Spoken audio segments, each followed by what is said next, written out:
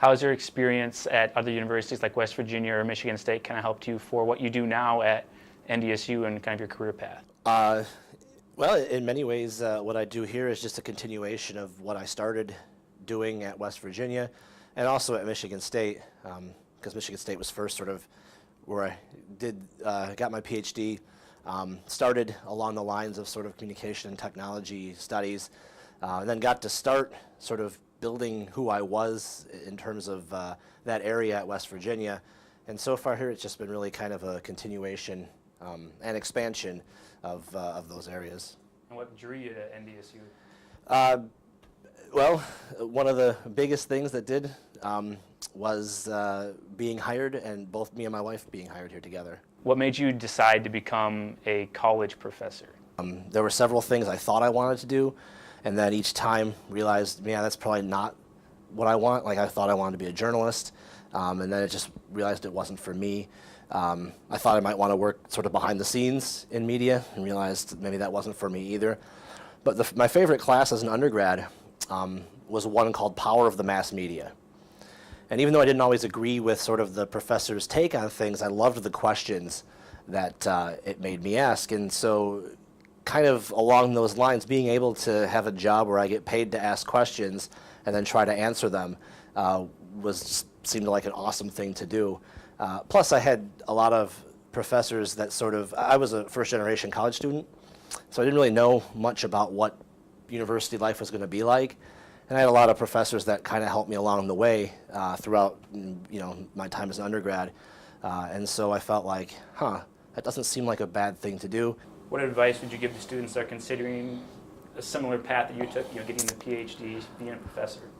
Well, there's kind of two things that I might suggest. Number one is you got to make sure you like this. It can be, especially the graduate school part, it can be pretty difficult. And if it's not something that really is of interest to you, it's not something probably to do just to do. Most folks who finish the PhD did not do it just because, hey, that sounds like a cool thing to do.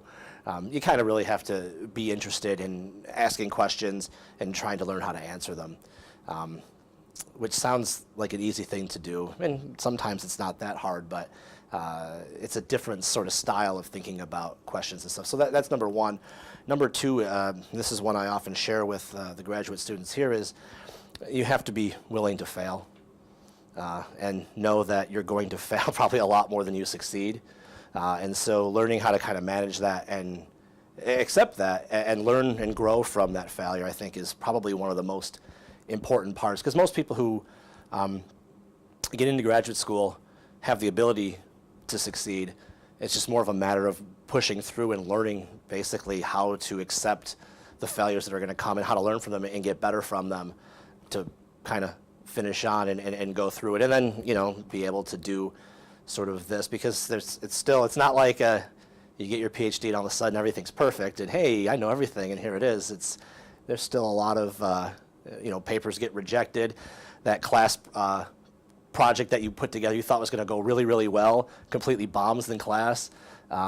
So I really think that's one of the strongest things, pieces of advice to anyone who wants to do this, is be prepared to fail and don't let it beat you.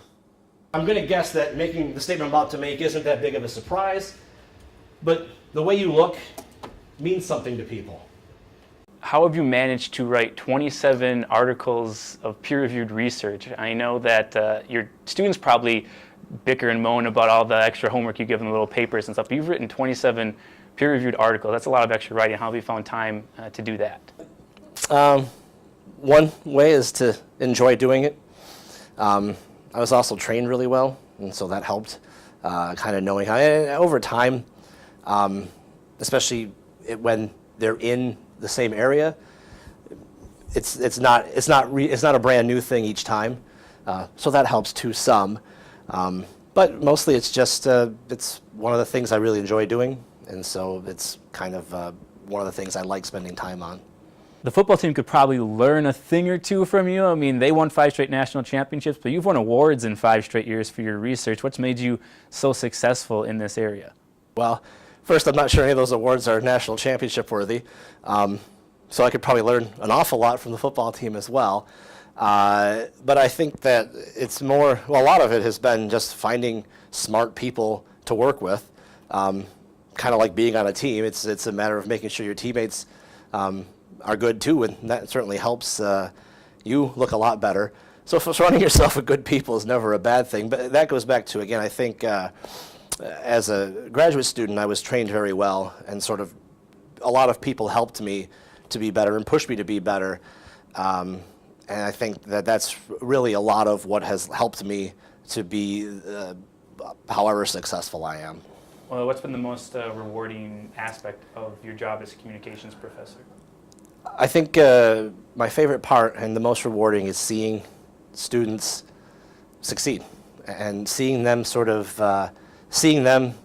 kind of have dreams and maybe be a little bit not sure how to get there, and obviously not being the only person helping them get there, but feeling like I've played at least some part in helping them to get to where they want to be and where they need to be is probably, I would say, is my favorite part of this job.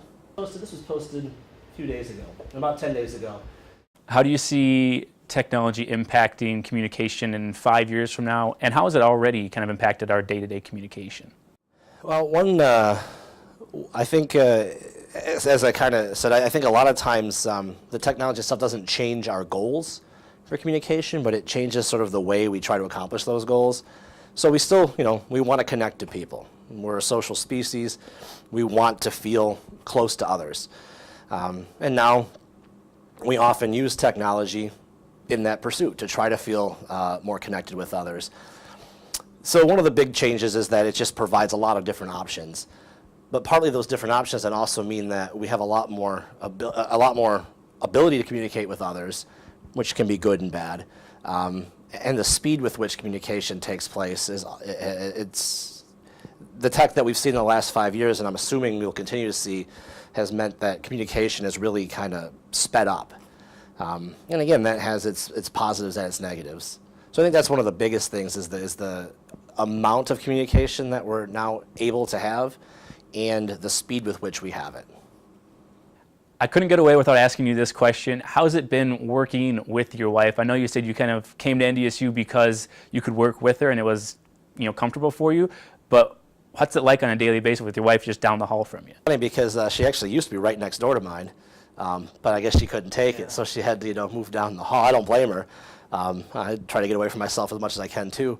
No, it's good. I mean, so far it's been great to have her, here.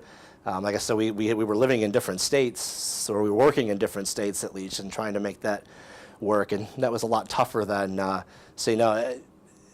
sometimes, you wonder, like, can we get away from each other? Every once in a while, it's nice to have a little bit alone, and we find ways to do that, but on the whole, it's really good. Things might sink them. So it's important to understand sort of, if we're thinking about, dressing or physical appearance, it's important to know what the norms are of the area that you're currently working in.